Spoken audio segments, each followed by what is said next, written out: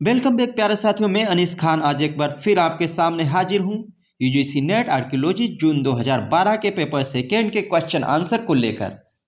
हम आपको बता दें कि यह क्वेश्चन आंसर आर्कियोलॉजी से यूजीसी नेट की तैयारी करने वाले अभ्यर्थियों के लिए तो 100% उपयोगी है ही, तो वहीं यूजीसी नेट से हिस्ट्री की तैयारी करने वाले अभ्यर्थियों के लिए भी बेहद महत्वपूर्ण साबित होंगे, क्योंकि यूजीसी नेट में भी आर्कियोलॉजी के काफ़ी डीप क्वेश्चन पूछे जाते हैं। तो प्यारे साथियों, आप इस वीडियो में बने रहें, मैं वादा करता हूं आपको 100% लाभ होगा। तो चलिए देर न करते हुए हम अपने पेपर पर आते हैं।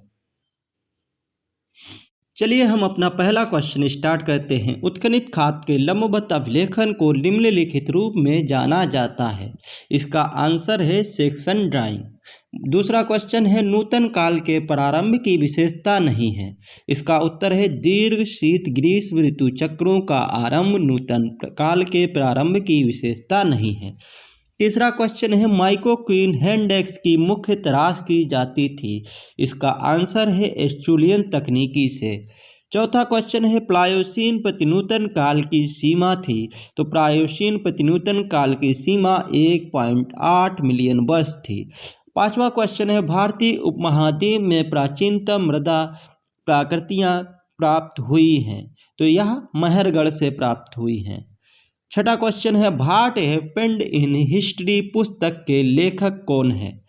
तो इस पुस्तक के लेखक B.R. आल्चिन और F.R. आल्चिन हैं। सातवां क्वेश्चन है ओल्डोवाय घाटी पुरा स्थल के ज्वालामुखी उद्गार की राख के जमाव किस निरपेक्ष तिथि निर्धारण विधि द्वारा तिथिबद्ध किए गए हैं। रेडियो कार्बन तिथि निर्धारण द्वारा। आठवां क्वेश्चन है किस पुरास्थल से मानव की उत्पत्ति के प्रमाण प्रकाश में आए हैं। इसका आंसर है ओल्डोवाय की घाटी। नवा क्वेश्चन है मोरैन क्या है। इसका उत्तर है हिमनद द्वारा निर्मित जमाव को मोरैन कहते हैं। 10वां क्वेश्चन है कौन सा पुरास्थल नवप्रस्तर से परिपक्व सिंधु सभ्यता का अनुक्रम उजागर करता है। यह आपका महरगढ़। 11वां क्वेश्चन है किस हिंदी यवन शासक ने भारत में द्विभाषी सिक्के प्रचलित किए थे। तो हिंदी यवन शासक जिसने द्विभाषी सिक्के प्रचलित किए थे वह डेमेट्रियस था। 12वां क्वेश्चन है नागर मंदिर स्थापत्य शैली में निम्न में से कौन सा भाग नहीं होता था। तो नागर मंदिर स्थापत्य शैली में अधिष्ठान नहीं होता था। वहीं भोग मंडप गर्भगृह और शिखर नागर मंदिर स्थापत्य शैली के भाग हैं। 13वां क्वेश्चन है होयसालेश्वर मंदिर कहाँ स्थित था। तो होयसालेश्वर मंदिर हालेबिडु में स्थित था। 14वां क्वेश्चन है बुद्ध की मानव आकृति का मूर्त रूप में प्रदर्शन निम्न में से किस स्थल पर सर्वप्रथम प्रकट हुआ था। तो यह मथुरा में सर्वप्रथम प्रकट हुआ था। 15वां क्वेश्चन है देवी उमा का नाम किस राजवंश के सिक्कों पर मिलता है। इसका आंसर है कुषाण राजवंश। 16वां क्वेश्चन है दामोदरपुर ताम्रपत्र अभिलेख जो कि स्थानीय प्रशासन संबंधी विस्तृत सूचनाएं देता है, यह किससे के समय से संबंधित है। कुमारगुप्त। 17वां क्वेश्चन है अशोक के अभिलेखों की ब्राह्मी लिपि का सर्वप्रथम किसके द्वारा सफलतापूर्वक उद्वाचन किया गया था। इसका उत्तर है जेम्स प्रिंसप।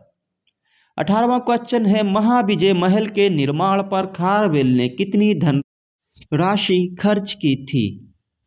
तो महाविजय महल के निर्माण पर खारवेल ने 38 लाख रुपए की धनराशि खर्च की थी। 19वां क्वेश्चन है चंद्रगुप्त मौर्य के शासनकाल में सुदर्शन झील के निर्माण के समय जूनागढ़ का गवर्नर अभिलेख के अनुसार कौन था। पुष्यगुप्त। 20वां क्वेश्चन है वह विगलति हर्षो एन चकारी हर्षा का उल्लेख पुष्यभूत शासक हर्ष के लिए किस अभिलेख में हुआ है। तो यह एहोल प्रस्तर अभिलेख में हुआ है।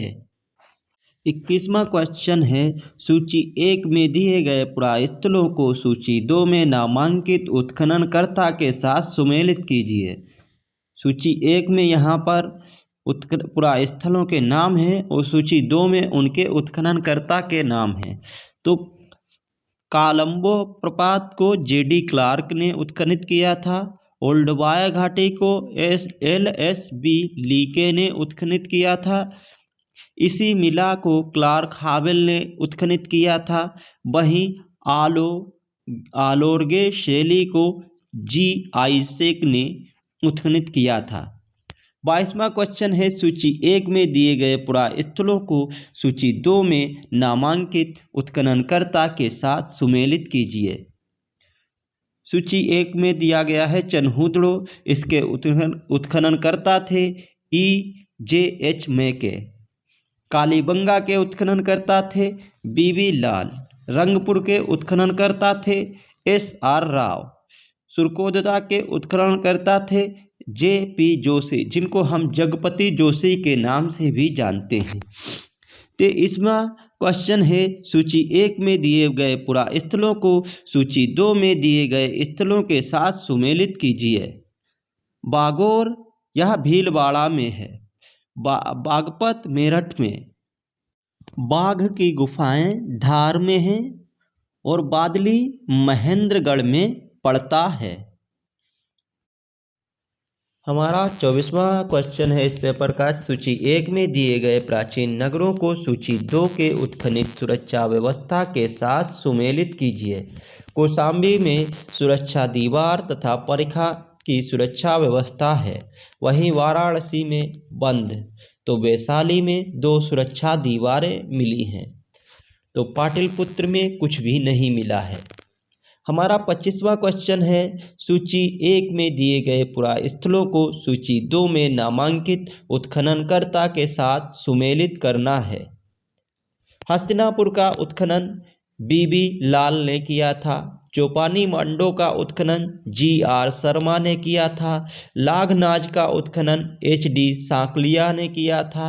वहीं पिपरहवा का उत्खनन K.M. श्रीवास्तव ने किया था। हमारा इस पेपर का 26वां क्वेश्चन है, सूची 1 की इमारतों को सूची 2 के निर्माण काल से सुमेलित कीजिए। मोहनजोदड़ो का स्नानागार हड़प्पा कालीन है। भीतरी का विष्णु मंदिर गुप्त कालीन है। कुम्भहार का स्तंभ युक्त भवन मौर्य कालीन है, तो वहीं खैराडीह की बस्ती कुषाण कालीन है। हमारा 27वां क्वेश्चन है, सूची 1 की मदों को सूची 2 से सुमेलित कीजिए। डूमन लैंड की गुहा एलोरा से संबंधित है। वृषभ शीर्ष स्तंभ रामपुरवा से। सोलंकी काल का सूर्य मंदिर मोढेरा में पाया गया था, वहीं राजा रानी मंदिर भुवनेश्वर में। 28वां क्वेश्चन है, सूची 1 की मदों को सूची 2 से सुमेलित करना है। लिच्छविया विरुद्ध चंद्रगुप्त प्रथम के लिए यूज हुआ है, वहीं सर्वराज्योच्छेता कांच के लिए। अप्रतिग्रत विरुद्ध समुद्रगुप्त के लिए, वहीं अप्रतिघ कुमारगुप्त के लिए। 29वां क्वेश्चन है, सूची 1 के लेखकों को सूची 2 की पुस्तकों से सुमेलित कीजिए। डेविड डिरिंजर ने द अल्फ़ाबेट पुस्तक लिखी है। सी शिवराम मूर्ति ने Indian epigraphy and south Indian script पुस्तक लिखी है। D.C. सरकार ने इंडियन एपिग्राफी पुस्तक लिखी है, वहीं C.S. उपासक ने the history and palaeography of Mauryan Brahmi script पुस्तक लिखी है। हमारा 30वां क्वेश्चन है, सूची 1 की मदों को सूची 2 से सुमेलित कीजिए। जूनागढ़ अभिलेख सक्षत्रप, इलाहाबाद अभिलेख गुप्त, ऐहोल अभिलेख चालुक्य, ग्वालियर अभिलेख प्रतिहार। 31वां क्वेश्चन है, सूची 1 की मदों को सूची 2 से सुमेलित कीजिए। सोहगोरा अभिलेख एक प्रस्तर स्तंभ है। जूनागढ़ अभिलेख एक शिला स्तंभ है। मेहरौली अभिलेख एक लौह स्तंभ है, वहीं संगली अभिलेख एक ताम्र स्तंभ है। 32वां क्वेश्चन है, सूची 1 की मदों को सूची 2 से सुमेलित कीजिए। शिष्ट, जगती, बाड़, बेदी, गंड, मंडोवर और मस्तक शिखर के लिए। हमारा 31वां क्वेश्चन है, सूची 1 में दी गई पुस्तकों को सूची 2 के लेखकों के साथ सुमेलित कीजिए। एनवायरनमेंट एंड आर्कियोलॉजी के लेखक हैं K.W. बूजर। मॉडल्स इन आर्कियोलॉजी पुस्तक के लेखक हैं D.L. क्लार्क। वही the copper branch as in India पुस्तक के लेखक हैं D.P. अग्रवाल। तो आर्कियोलॉजी इन द फील्ड पुस्तक के लेखक O.G.S. क्रॉफोर्ड हैं। हमारा 34वां क्वेश्चन है, सूची 1 में दिए गए पुरावशेषों को उनके माध्य सूची 2 के साथ सुमेलित कीजिए। मत्स्यमाला मृगशृंग से निर्मित है। सुई अस्थि से निर्मित है। विलन डार्फ स्त्री आकृति हाथी दांत से निर्मित है। तो सेटल पेरोनियन चाकू फ्लिंट से निर्मित है। हमारा 35वां क्वेश्चन है, निम्न स्थलों को कालक्रम में व्यवस्थित कीजिए। तो हमने यहाँ इनको कालक्रम से दिखा दिया है। ला एवेबिल पहले क्रम पे, दूसरे पे तोरालवा एब्रोना, तीसरे पे विलेंडोर्फ और चौथे पे ला अजील। हमारा 36वां क्वेश्चन है, निम्नलिखित मृदभांड परंपराओं को कालक्रम में व्यवस्थित कीजिए। तो हमने इनको कालक्रम में व्यवस्थित किया है। सबसे पहले कार्डेड मृदभांड, फिर गेरिक लोहित मृदभांड, फिर कृष्ण लोहित मृदभांड, फिर ग्लेज्ड मृदभांड। हमारा 37वां क्वेश्चन है, निम्नलिखित को काल अनुक्रम में व्यवस्थित कीजिए। तो इसमें सबसे पहले ब्राह्मी लिपि, फिर सिद्ध मात्रका, फिर उड़िया और फिर गोड़ी। आज का हमारा 38वां क्वेश्चन है, निम्नलिखित को कालक्रम अनुसार लिखिए अभिलेखी वर्ष के उल्लेखा अनुसार। तो इसमें पहले आएगा त्रयोदश अभिलेख शिलालेख, दूसरे पर पंचम शिलालेख, तीसरे पर लुम्बिनी स्तंभ लेख और चौथे पर सप्तम स्तंभ लेख। हमारा 39वां क्वेश्चन है, निम्नलिखित स्थलों को कालक्रम के अनुसार लगाइए। तो सबसे पहला स्थल कोटदीजी आएगा, फिर रंगपुर, फिर आलमगीरपुर और फिर क्रमशः दामलुक आएगा।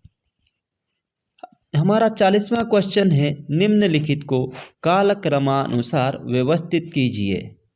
तो इसमें हुविस्क के सिक्के, फिर उसके बाद गौतमी पुत्र सातकर्णी के सिक्के, उसके बाद कदम्ब सिक्के और फिर क्रमशः होयसाल सिक्के आएंगे। हमारा 41वां क्वेश्चन है, निम्नलिखित को कालक्रमानुसार व्यवस्थित कीजिए। तो सबसे पहले लड खान का मंदिर आएगा, फिर उसके बाद तेली का मंदिर, फिर उसके बाद लिंगराज मंदिर और फिर बृहदेश्वर मंदिर आएगा। हमारा 42वां क्वेश्चन है, निम्नलिखित संस्कृतियों को कालक्रम के अनुसार लिखिए। तो सबसे पहले काला चित्रित लाल मृदपात्र पीपल आलेख के साथ, फिर आर्च कलर बेयर, फिर पेंटेड ग्रे बेयर, फिर नादर्न ब्लैक पॉलिश्ड बेयर। हमारा 43वां क्वेश्चन है, निम्न तकनीकियों को उनके प्रमुख प्रचलन के अनुसार क्रमानुसार व्यवस्थित कीजिए। सबसे पहले अधिष्ठान तकनीकी, फिर मुलायम हथौड़ा विधि, फिर दबाव द्वारा तराश विधि, फिर घर्षण तकनीकी। हमारा 44वां क्वेश्चन है, निम्नलिखित संस्कृतियों को उनके कालानुक्रम में व्यवस्थित कीजिए। इसमें सबसे पहले ओल्डुबान, फिर सानगोआन, फिर मैगलेनियम और उसके बाद मेगलीमोसियन संस्कृति आएगी। हमारा 45वां क्वेश्चन है, अभिकथन ए वो क्षेत्र जहां नवप्रस्तर जीविकार्जन परवर्ती काल में आता है, वहां खाद्य उत्पादन तकनीकियों का स्थानांतरण हुआ था। तर्क, क्योंकि दक्षिण में कृषि की उत्पत्ति अति प्राचीन है। आंसर इसका है ए, और ए सही है परंतु आर गलत है। हमारा 46वां क्वेश्चन है अभिकथन ए।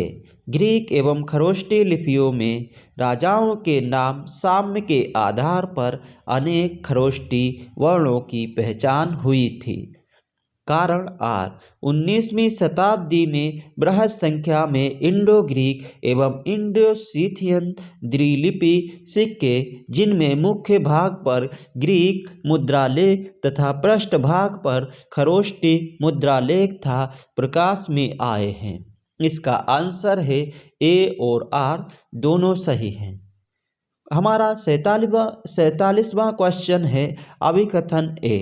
हिरण्यगर्भ शिव, वैष्णव, सूर्य एवं ब्रह्मा की समन्वित मूर्ति है। तर्क आर। शिव, वैष्णव, जैन एवं बुद्ध की समन्वित मूर्तियां भी प्रचलित थीं। इसका आंसर है ए सही है, परंतु आर गलत है। हमारा 48वां क्वेश्चन है अभिकथन ए।